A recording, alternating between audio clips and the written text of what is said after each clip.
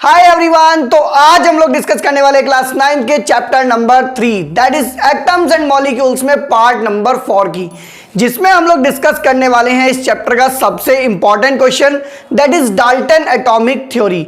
तो student, Dalton was the first scientist who gave some information about the atoms.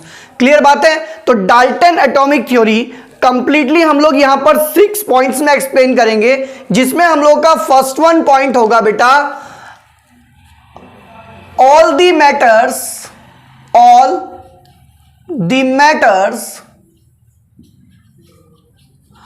are made up of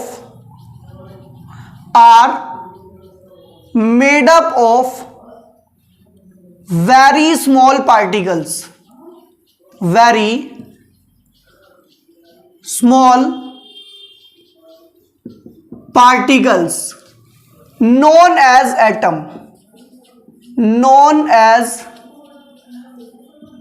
atoms। तो Dalton atomic theory का first point है all the atoms are made up of very small particles and these particles are known as atoms. तो Dalton का पहला point कहता है बेटा, जितने भी इस दुनिया में मैटर्स हैं वो सभी वेरी स्मॉल पार्टिकल्स से मिलकर बने हैं और इन्हीं पार्टिकल्स को डाल्टन ने बताया गया एटम। बात करेंगे डाल्टन के सेकंड पॉइंट की।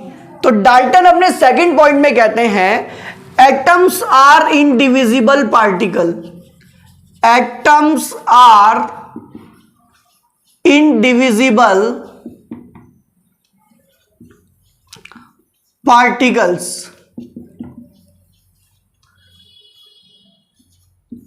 they can never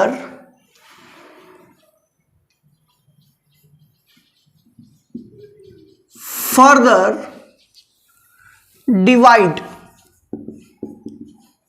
तो डाल्टन अपने सेकंड पॉइंट में कहते हैं एटम्स आर इंडिविजिबल पार्टिकल्स। इसका मतलब होता है बेटा they can never further divide, मतलब एटम जो है वो मैटर का सबसे छोटा पार्टिकल होता है, आप उसे फर्दर डिवाइड नहीं कर सकते, आप उसे फर्दर 2 पार्ट्स में ब्रेक नहीं कर सकते। अब हम बात करेंगे डाल्टन के पॉइंट नंबर 3 की। तो डाल्टन का पॉइंट नंबर 3 कहता है atoms of same elements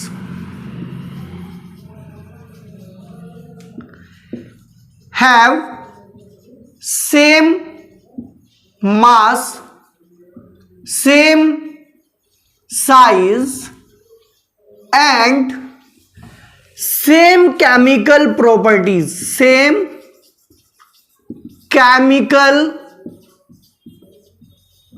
properties। It means that Dalton अपने थर्ड पॉइंट में कहते हैं कि atom of the same element, जो सेम एलिमेंट्स के एटम होते हैं उनका मास भी सेम होता है, उनका साइज भी सेम होता है और उनकी केमिकल प्रॉपर्टीज भी सेम होती है। फॉर एग्जांपल अगर हम लोग बात करें इन 2 एटम की, तो बेटा ये दोनों एटम जो हैं वो कार्बन के हैं। किसके हैं बेटा? दोनों एटम, ये दोनों एटम कार्बन के हैं। तो डाल्टन कहता है कि कार्बन के जो 2 एटम होंगे इनका मास भी सेम होगा, इनका साइज भी सेम होगा और इनकी केमिकल प्रॉपर्टीज भी सेम होगी। क्लियर बात है स्टूडेंट? नाउ अब हम बात करेंगे डाल्टन एटॉमिक थ्योरी के पॉइंट नंबर 4 की। तो डाल्टन अपने पॉइंट नंबर 4 में कहते हैं atoms of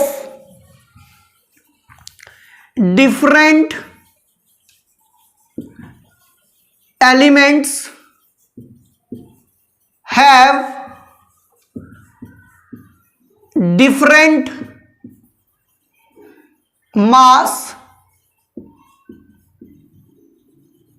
different size and different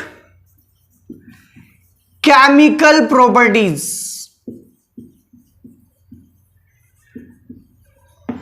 It means that Dalton अपनी थ्योरी के 5th पॉइंट में कहते हैं all the atoms of different elements have different mass, different size and different chemical properties.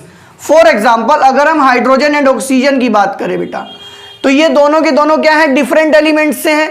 ये हाइड्रोजन एलिमेंट है और ये ऑक्सीजन एलिमेंट है। इनके जो एटम्स होंगे इनके साइज भी डिफरेंट होंगे, इनके मासेस भी डिफरेंट होंगे, इनकी केमिकल प्रॉपर्टीज भी डिफरेंट होगी। ऐसा कहता है डाल्टन एटॉमिक थ्योरी का पॉइंट नंबर 4। अभी हम लोग डिस्कस करने वाले हैं डाल्टन एटॉमिक थ्योरी का पॉइंट नंबर 5। तो बेटा डाल्टन एटॉमिक थ्योरी का पॉइंट नंबर 5 कहता है atoms are combine in the ratio of small whole number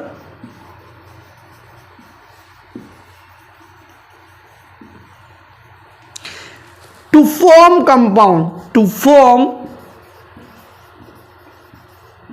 compound, तो ये कहते हैं कि जो एटम्स होते हैं वो एक स्मॉल होल नंबर के रेशियो में कंबाइन होते हैं कंपाउंड फॉर्म करने के लिए।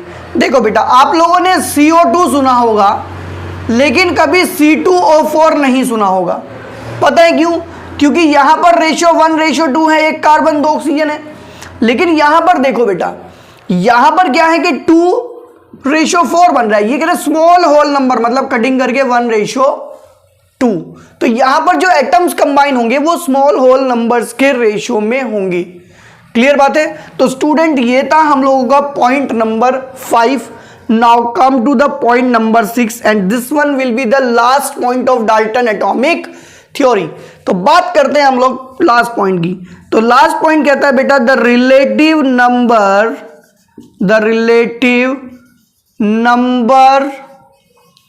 And kind of atoms in a compound remain fixed।